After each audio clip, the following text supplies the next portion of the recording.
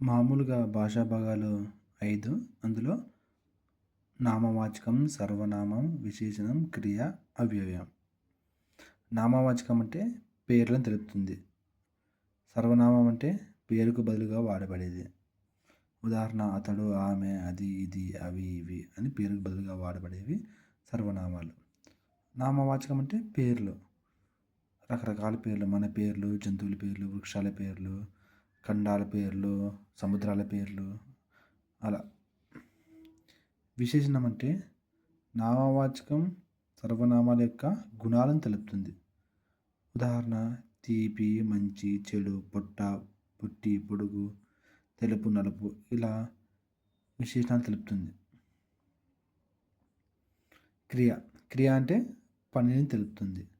ఉదాహరణగా వచ్చి, వెళ్ళెను, చదివింది, తిన్నాడు, రావాలి అలా. క్రియ అంటే పనిని తెలుపుతుంది. అవ్యయం అవ్యయం అంటే లింగవచన విభక్తి శూన్యం అయింది. అంటే ఉదాహరణ ఆహా, ఓహో, అవునా, కానీ, అక్కడ, అయితే, శబాష్, మరి, మరియు, లేదా ఇలా.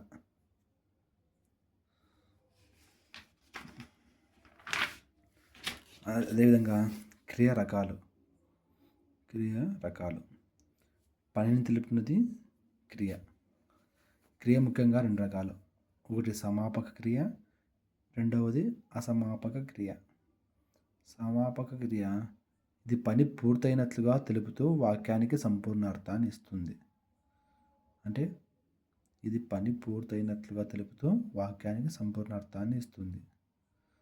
ఉదాహరణ రాముడు అన్నం తిన్నాడు. రాముడు వచ్చేసి అన్నము తిన్నాడు కాబట్టి అక్కడికి వాక్యం పూర్తయింది. తిన్నాడు అనేది సమాపక క్రియ. ఇందువల్ల సంపూర్ణ అర్థాన్ని ఇచ్చేసింది వాక్యానికి, రాముడు అన్నం తిన్నాడని. అసమాపక క్రియ ఇది ఇంకా పని పూర్తి కానట్టుగా తెలుపుతూ వాక్యానికి సంపూర్ణ అర్థాన్ని ఇవ్వదు. ఇంకా పని పూర్తి కానట్టుగా తెలుపుతూ వాక్యానికి సంపూర్ణ అర్థాన్ని ఇవ్వదు. ఉదాహరణ రాముడు అన్నం తిని బడికి వెళ్ళాడు. రాముడు అన్నం తిని బడికి వెళ్ళాడు. తిని అనేది అసమాపక క్రియ, బడికి వెళ్ళాడు అనేది సమాపక క్రియ. అసమాపక క్రియలో వచ్చేసి తిని, చేసి, వచ్చి, వెళ్ళిన, చేస్తే, చేయక ఇలా పని పూర్తి కానట్టుగా ఉంటుంది. ఇంకా అసమాపక క్రియ రకాలు వచ్చేసి అందులో క్వార్థం, దీన్ని క్వార్థకం అంటారు. వ్యతిరేక క్వార్థం, శత్రార్థకం, ఛేదార్థకం, అపర్యార్థకం, తుమ్మున్నార్థకం, అనంతర్యార్థకం. క్వార్థం వచ్చేసి ఈ, వ్యతిరేక క్వార్థం వచ్చేసి అక, శత్రార్థకం వచ్చేసి స్తు, ఛేదార్థకం అంటే ఇది జరిగితే అది జరుగుతుంది, అలా కురిస్తే అలా. అపర్యార్థకం కురిసిన, చేసిన. తుమ్మున్నార్థకం చదవన్. అనంతర్యార్థకం డున్, గాని, లేదా గా. ఇవన్నీ గుర్తులు.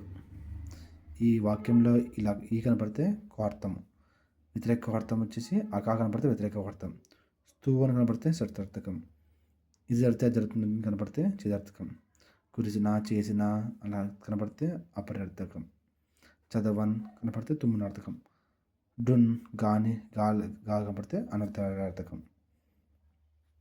ఓకేనా. క్వార్థం వచ్చేసి ఈ కదా, ఇది భూతకాల అసమాపక క్రియ. ముఖ్యంగా ఫస్ట్ కాలాలు 3 రకాలు. ఒకటి భూతకాలం, రెండోది వచ్చేసి వర్తమాన కాలం, మూడోది వచ్చేసి భవిష్యత్ కాలం. భూతకాలం అంటే పాస్ట్,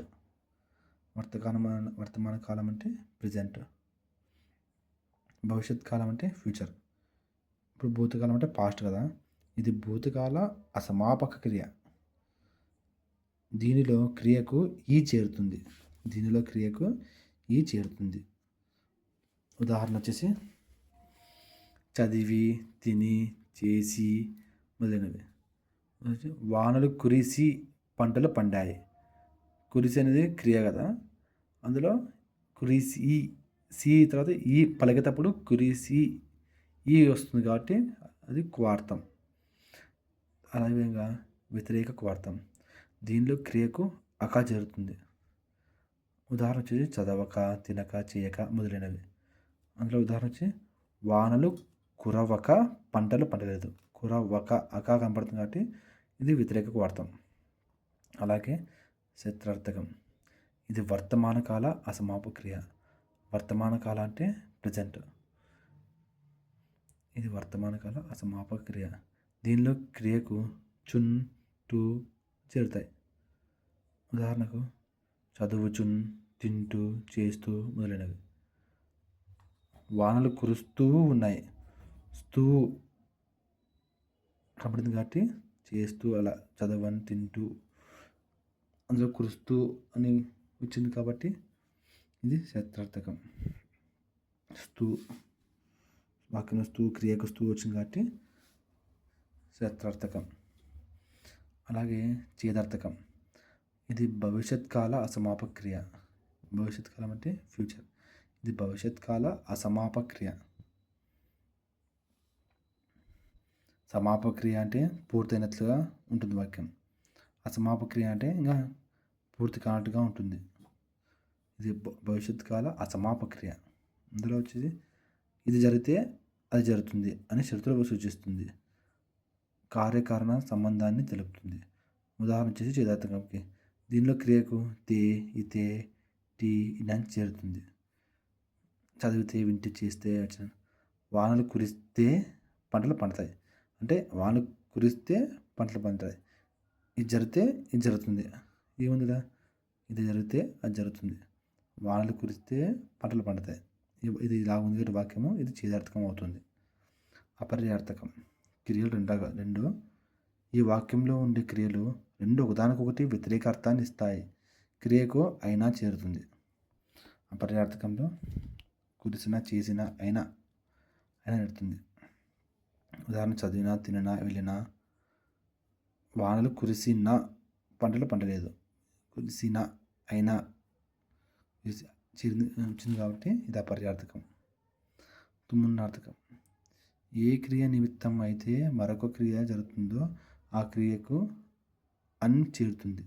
తుమ్మునార్థకం అంటే అన్ను. ఉదాహరణ చదవన్, తినన్, వినన్, చేయన్. వచ్చేసి మేము చదవన్ ప్రగతికి వచ్చాం. అన్ను వచ్చింది కాబట్టి తుమ్మునార్థకం. అతడు చదవన్ బోయను. అన్ను కాబట్టి తుమ్మునార్థకం. అపరార్థకం వచ్చేసి అయినా. చేదార్థకం వచ్చేసి ఇది జరిగితే అది జరుగుతుంది. శత్రార్థకం వచ్చేసి స్తూ. వ్యతిరేక క్వార్థం వచ్చేసి అక. క్వార్థం వచ్చేసి ఈ. అలాగే అనంతర్యార్థకం. స్వల్ప వ్యవధిలో రెండు క్రియలు ఒకదాని వెంట మరొకటి జరిగితే ముందు జరిగిన క్రియకు డున్ చేరుతుంది. స్వల్ప వ్యవధిలో రెండు క్రియలు ఒకదాని వెంట మరొకటి జరిగితే ముందు జరిగిన క్రియకు డున్ చేరుతుంది. ఉదాహరణ వచ్చేసి చదవడం, తినడం, చేయడం మొదలైనవి. డున్ స్థానంలో ప్రజెంట్ డున్ స్థానంలో ఆధునికంగా గాని లేదా గా వాడుతున్నాం. డున్ స్థానంలో డున్ వస్తే అనంతర్యార్థకం. నువ్వు చెప్పగా నేను విన్నాను. గా వచ్చింది కాబట్టి అనంతర్యార్థకం. జాబిల్లి తోచడన్ కలువల్ వికసిల్లే. డున్ వచ్చింది కాబట్టి అనంతర్యార్థకం. నేను బస్సు ఎక్కగానే కదిలింది. గానే వచ్చింది కాబట్టి అనంతర్యార్థకం. ఇవి గుడ్డు గుర్తులు. అలాగే కర్మను బట్టి క్రియలు రెండు రకాలు. ఒకటి అకర్మక క్రియ, రెండోది సకర్మక క్రియ. అకర్మక క్రియ వచ్చేసి ఇది కర్మను కోరని క్రియ. అకర్మక క్రియ అంటే ఇది కర్మను కోరని క్రియ. క్రియ మీద దేనిని, వీనిని, ఎవరిని అని ప్రశ్నిస్తే జవాబు రాదు. అకర్మక క్రియ అంటే గుడ్డు గుర్తు ఒకటే. అకర్మక క్రియ అంటే కర్మ ఉండదు. సకర్మక క్రియ అంటే కర్మ ఉంటుంది అంతే, గుడ్డు గుర్తు. చెట్టు ఉదాహరణ, చెట్టు పెరిగింది. చెట్టు వచ్చేసి కర్త, పెరిగింది క్రియ. కర్తకి క్రియకి మధ్య కర్మ లేదు. అలా పాప ఏడ్చింది, గాజు పగిలింది. అకర్మక్రియల్లో కర్మ ఉండదు, సకర్మక్రియ. ఇది కర్మను కోరే క్రియ, దీనిలో కర్మ ఉంటుంది. క్రియ మీద దేనిని వీరిని ఎవరిని ప్రశ్నిస్తే జవాబు వచ్చినా లేదా క్రియ కర్మను ఆశ్రయించుకొని ఉన్న అది సకర్మక్రియ. వండు తిను, కొట్టు తిను, పొగుడు పొట్టు. సకర్మక్రియ ఉదాహరణ వచ్చేసి ఆమె అన్నం వండింది. ఆమె వచ్చేసి కర్త, వండింది క్రియ. అన్నం వచ్చేసి కర్మ అవుతుంది. అలా ఆమె అన్నం వండింది, ఇది కర్మ ఉంటుంది కాబట్టి సకర్మక్రియ. కర్మ ఉండని క్రియ అకర్మక క్రియ.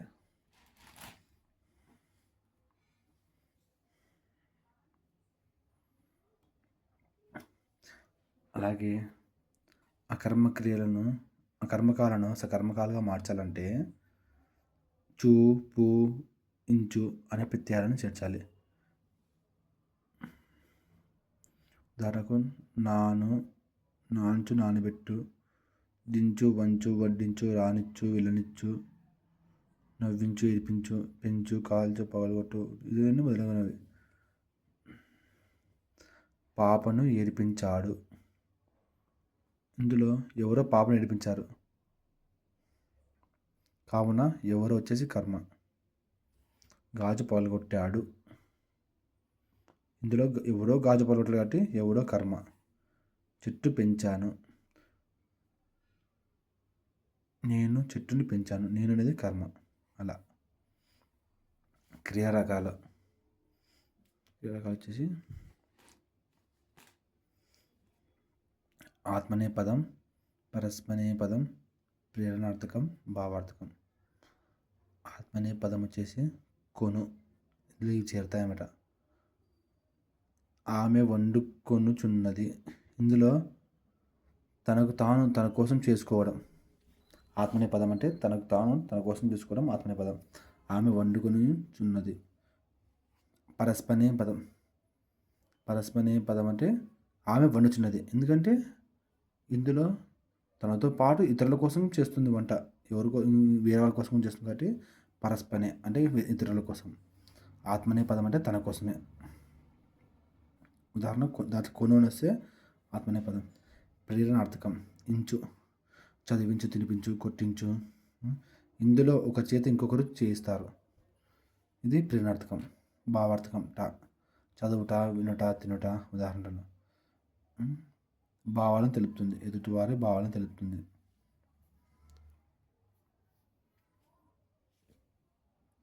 ఆత్మనే పదం కర్తక్రియను తన కోసం చేసుకుంటే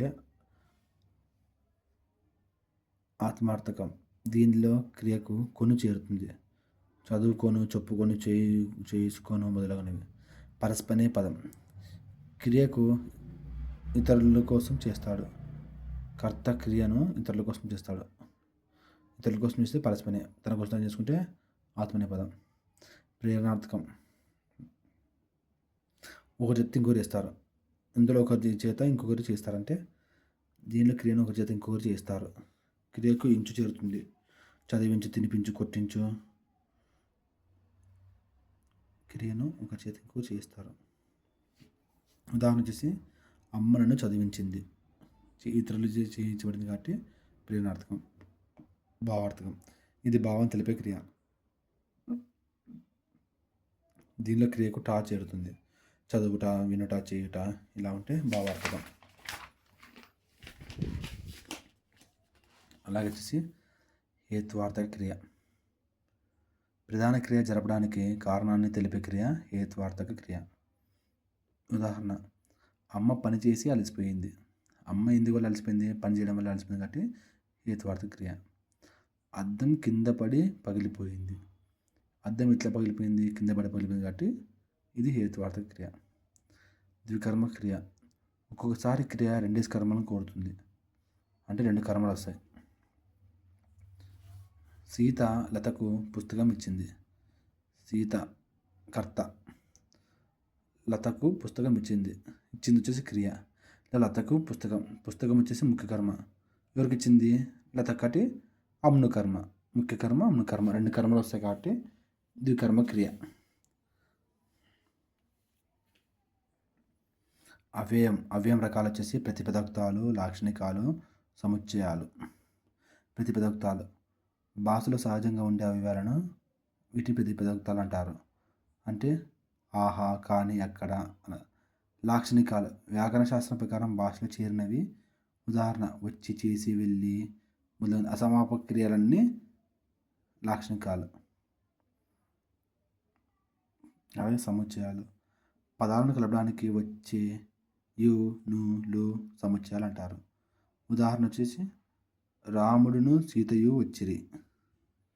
యూనులు ఒకే వాక్యంలో యూనులు వస్తే సముచ్చయాలు.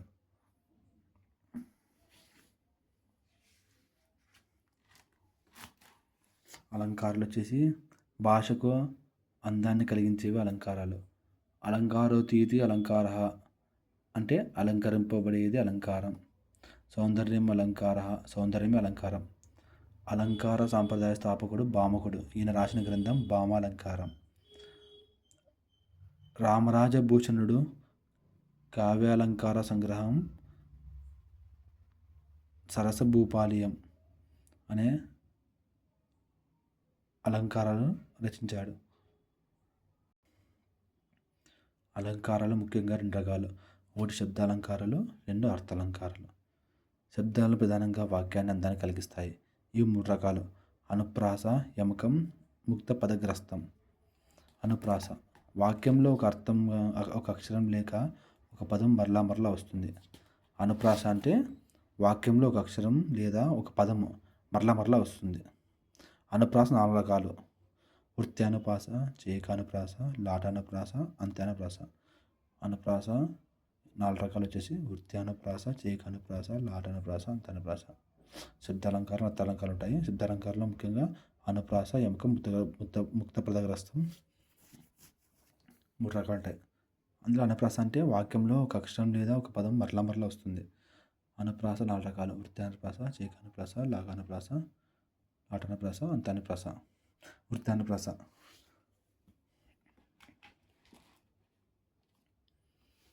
ఒక వాక్యంలో ఒకటి లేదా అంతకన్నా ఎక్కువ హల్లులు మరలా వస్తాయి. ఆమె కడవతో బడి ఒడి అడుగులతో గడపను దాటింది. ఇది వృత్యానుప్రాస. ఉదాహరణ వృత్తి, ఆవృత్తి మరలా రావడాన్ని వృత్యానుప్రాస అంటారు. వాక్యంలో ఒకటి లేదా అంతకన్నా ఎక్కువ హల్లులు మరలా వస్తాయి. ఉదాహరణ వచ్చేసి ఆమె కడవతో బడి ఒడి ఉడుగులతో గడపను దాటింది. ఆమె కడవతో ఒడి అడుగులతో గడపను దాటింది. చిటపట చినుకులు టపటపమని పడుతున్నాయి. చిటపటమని చినుకులు టపటపమని పడుతున్నాయి. ఇందులో టాటా వచ్చిందంటే వృత్తి, ఆవృత్తి. అత్తమ్మ కోసం కొత్త దుత్తులతో పాలిచ్చింది. ఈడ తావచ్చింది తర్వాత ఈడ తావచ్చింది ఇలా రావడం వృత్తానుప్రాసం. లచ్చి పుచ్చకాయ తెచ్చి ఇచ్చింది. ఈడ చా చా చా చా చా ఇలా రావడం వృత్తానుప్రాసం. కాకిక కాక కాకిన ఇలా వృత్తానుప్రాసం. చీకానుప్రాసం. చీకం అంటే అర్థము జంట అని అర్థం. వాక్యంలో 2 శైలులు జంటలుగా వ్యవధి లేకుండా అర్థభేదంతో వస్తాయి. వాక్యంలో 2 శైలులు జంటలుగా వ్యవధి లేకుండా అర్థభేదంతో వస్తాయి. ఉదాహరణ నీకు 100 వందనాలు. ఇలా పక్కనే హల్లులు వస్తే జంటలుగా చేకానుప్రాస. సుందరధర హాసరుచులు. ధర పక్కన ఉంది కాబట్టి చేకానుప్రాస. అనాథనాథ నందనందన నీకు వందనం. అలాగే నీటిలో పడిన తేలుతుందా పక్కన హల్లులు. అరటి తొక్క రాదు. ఇది చేకానుప్రాస. తొక్క పక్కన. తమ్ముడితో చెప్పు తగ్గకుండా నడవమని. చెప్పు పక్కన చేకానుప్రాస. లాటానుప్రాస వాక్యంలో ఒకే పదాలు వ్యవధి లేకుండా అర్థభేదం లేకుండా తాత్పర్య భేదంతో వస్తాయి. వాక్యంలో ఒకే పదాలు వ్యవధి లేకుండా అర్థభేదం లేకుండా తాత్పర్య భేదంతో వస్తాయి. లాస్ట్కి వస్తాయి వాక్యానికి. కమలాక్ష నర్చించు కలములు. శ్రీనాథ వర్ణించు జిహ్వ జిహ్వ. తీన బడుగులు చేసేది సేవ సేవ. ఉపాధ్యాయ వృత్తి వృత్తి. తండ్రి హరిని చేరుమడి తండ్రి తండ్రి. లాస్ట్కి వస్తాయి ఇలా పక్కన పక్కన పక్కన పక్కన వస్తాయి. ఇలా అటన ప్రాస. ఇది వాక్యముల మధ్యలో పక్కన పక్కన వస్తే చిహ్న ప్రాస. అంతన ప్రాస. అంతన ప్రాస అంటే ఎట్లా ఉంటుంటే పాదం లేదా వాక్యంలో చివరిలో ఒకే అక్షరం లేదా ఒకే పదం వస్తుంది. ఎలా వస్తుందంటే నగార మోగిందా, నాయిగార దుమికిందా, ఇక్కడ దా ద ఇలా ఒక అక్షరం వస్తుంది. లేకుంటే ఇంకో ఉదాహరణ వచ్చి భగవతమున భక్తి, భారతంలో యుక్తి, రామకథయే శక్తి తీ తీ తీ ఇట్లా వస్తాయి.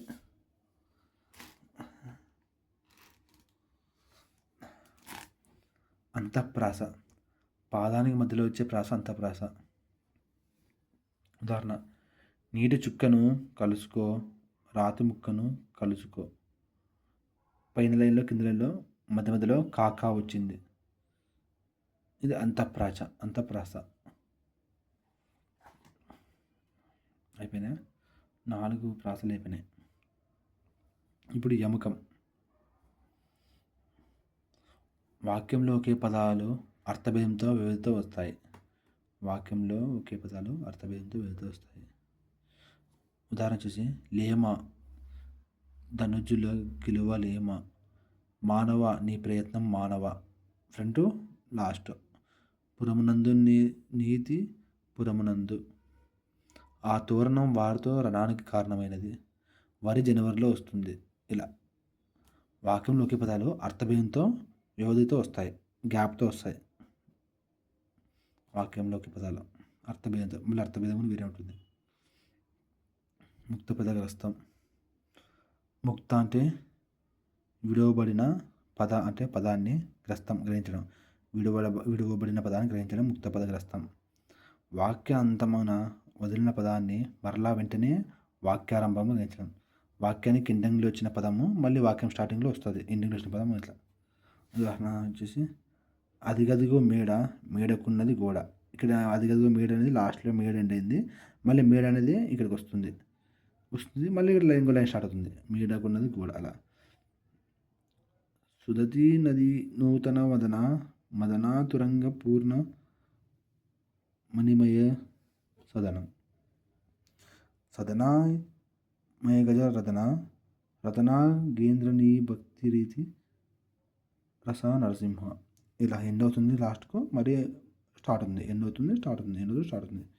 ఇలా దీన్ని ముక్త పదగ్రస్తం అంటారు.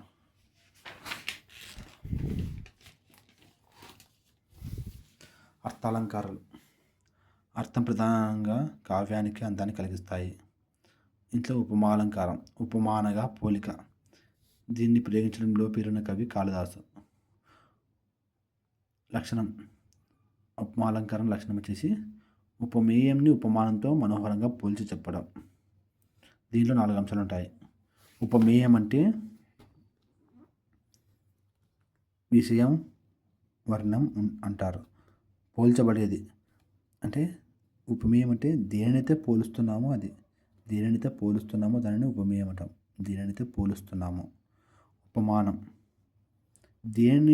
దేనితోనైతే పోలుస్తున్నామో అది, అంటే విషయం అవర్ణం అంటారు, అంటే పోల్చున్నది. ఉపమేయం అంటే పోల్చబడేది. ఉపమానం అంటే పోల్చున్నది, అంటే దేనితోనైతే పోలుస్తున్నామో అది, పోల్చున్నది.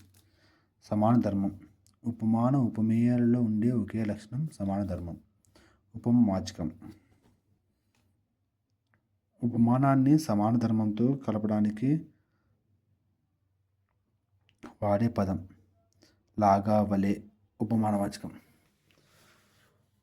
ఇప్పుడు ఒక ఎగ్జాంపుల్ చూస్తే మనకు అలంకారాలు అర్థమవుతాయి. దాంట్లో ఉపమేయం ఏంది, ఉపమానం ఏంది, సమాన ధర్మం ఏంది, ఉపమావాచకం ఏంది అర్థమవుతాయి. ఒక లైన్ చదువుతాము. సీత ముఖము చంద్రబింబం వలె అందంగా ఉంది. సీత ముఖం అనేది ఉపమేయం. ఉపమేయం అంటే పోల్చబడేది. సీత ముఖం పోల్చబడుతుంది. ఏమిటితో పోల్చబడుతుంది? చంద్రబింబం. అంటే పోల్చినది. ఇది ఉపమానం. దీనితో సీతముఖాన్ని పోలుస్తున్నాం. చంద్రబింబంతో సీతముఖాన్ని పోలుస్తున్నాం. వలె, లాగా, వలె అని వస్తే ఉపమావాచకం. ఓకేనా. సమాంతరం అంటే అందంగా ఉంది. ఉపమాన ఉపమేయంలో ఉండే ఒకే ఒక లక్షణం సమాంతరం వచ్చి అందంగా ఉండడం.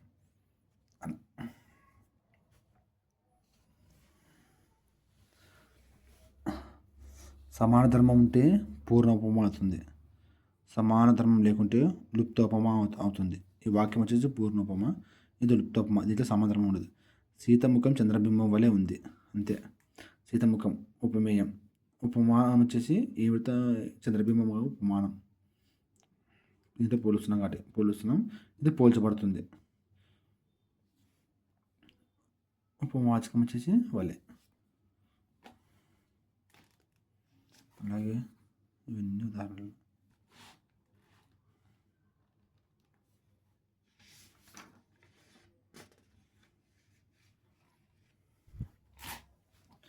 అందులో ఉత్ప్రేక్ష అలంకారము, రూపకాలంకారము, అర్థంతన్యాస అలంకారం, అతిశయోక్త అలంకారము, స్వభావోక్త అలంకారము, వ్యాజస్థుతి, దృష్టాంత అలంకారం. అలంకారాలు వచ్చేసి ఉత్ప్రేక్ష అలంకారం. ఉత్ప్రేక్ష అలంకారం అంటే ఉత్ప్రేక్ష అనగా ఊహ అంతే. ఉదాహరణ వచ్చేసి ఈ వెన్నెల పాలవెల్లిలా అన్నట్టుంది, అంటే ఊహించుకున్నాం. ఈ వెన్నెల పాలవెల్లిలా ఉన్నది అంటే అలా ఊహించుకున్నాం, వెన్నెల ఇలా ఉంది పాలవెల్లిలా అని. ఎండ మండే నిప్పుల కొలమిలా ఉన్నట్టుంది, ఎండ వచ్చేసి మండే నిప్పుల కొలమిలా ఉన్నట్టుంది. ఇది ఊహించి చెప్పడం కదా, ఇంకొనేది ఉత్ప్రేక్ష అలంకారమే. అలాగే ఆ ఏనుగు నడయాడే కొండ అని తలంచుతుంటుంది. ఆ ఏనుగు నడిచే కొండ అనుకుంటున్నారు, అంటే ఊహించి చెప్పడం ఆ ఏనుగుని చూసి. అలాగే అతని వాకిట్లో ఉన్న పెద్ద కుక్కని చూసి సింహమే అని భయపడ్డాను. ఊహించుకున్నారు కుక్కని చూసి సింహం అనుకుని. అలా ఊహ. ఆ ఇంటి వాతావరణం పండగ వాతావరణంలో ఉన్నట్టుంది. అలాగే ద్రౌపది చేతిలోని తల వెంట్రుకలు వ్రేలాడే నల్ల త్రాచుపాములా ఉన్నట్టుంది. ఇలా ఉదాహరణలు. ఊహించడంని ఉత్ప్రేక్ష అలంకారం అంటారు. రూపకాలంకారం వచ్చేసి అనడి అని వస్తుంది, అంతే. రూపకాలంకారం అంటే అనడి.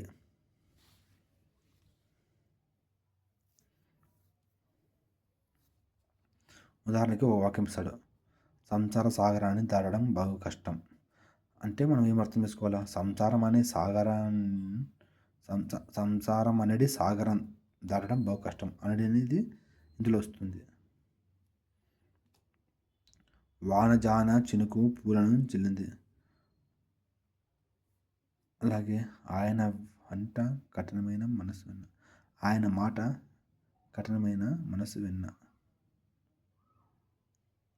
ఉపమేయాలలో ఉపమాన ధర్మం ఆరోపించిన లేదా ఉపమేయాలకు అభేదం చెప్పిన రూపకాలంకారం. అన్నడి వచ్చినా కూడా రూపకాలంకారమే. ఉపమేయంలో ఉపమాన ధర్మం ఆరోపించిన అది రూపకాలంకారమే. ఉపమేయాలకు అభేదం చెప్పిన అంటే వేరే. ఆయన మాట కఠినమైన మనసు విన్న. రూపకాలంకారం. తండ్రి కుటుంబానికి హిమగిరి శిఖరం. ఇలా ఉపాధ్యాయుడు జ్ఞానజ్యోతులను ప్రసరింపజేస్తాడు. ఉపాధ్యాయులు ఏం చేస్తాడంటే జ్ఞానజ్యోతులను ప్రసరింపజేస్తాడు.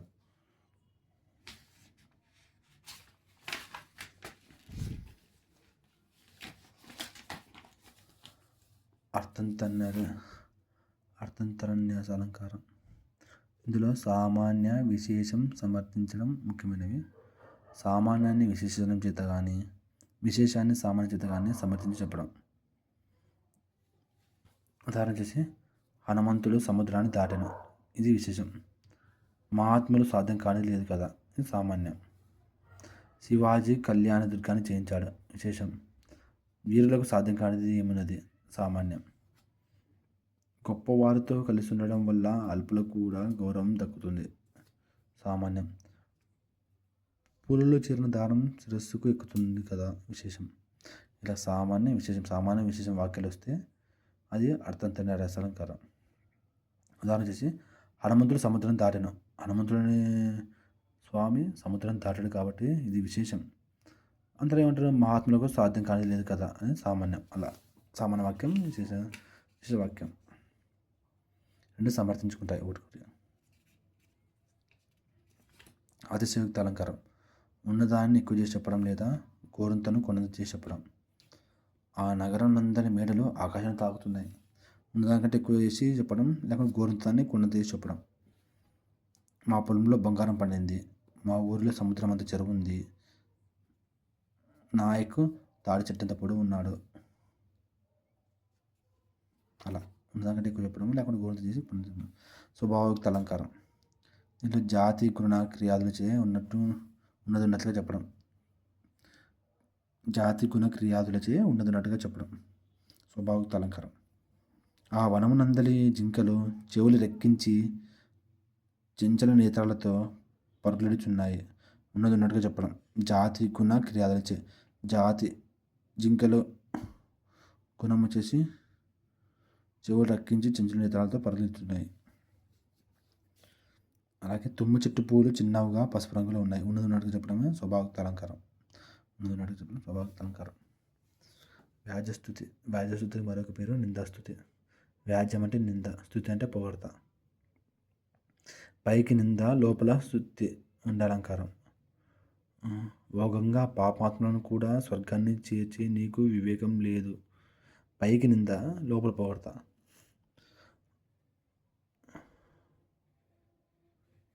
పైకి నింద, లోపల పొగడుతుంటే అది వ్యాజస్థుతి. దృష్టాంత అలంకారం. వాక్యంలో బింబ ప్రతిబింబాలు భావాలు కనిపిస్తాయి. బింబం ప్రతిబింబిస్తుంది. రాజా, నీవే కీర్తిమంతుడవు. చంద్రుడే కాంతివంతుడు. తింటే గారెలు తినాలి, వింటే మహాభారతం వినాలి. ఇలా బింబం ప్రతిబింబం వస్తుంటుంది వాక్యంలో. అది దృష్టాంత అలంకారం. గంగకు పాలు గరిటెడైనా చాలు, భక్తి కలిగిన కూడు పట్టడైనా చాలు. ఇలా మారుత వెంకన్న రాసిన భాస్కర శతకంలో ఎక్కువగా దృష్టాంత అలంకారాలు ఉంటాయి. తెలుగులో వెలిసిన మొట్టమొదటి దృష్టాంతర శతకము భాస్కర శతకం.